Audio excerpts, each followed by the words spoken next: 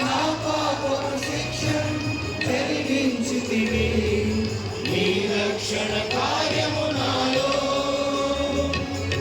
భరించితివి, నా పాపపు శిక్షను. హల్లెలూయా హల్లెలూయా హల్లెలూయా హల్లెలూయా హల్లెలూయా. విడిపించితివి, ఆకాశ నుండి నడిపించితివి.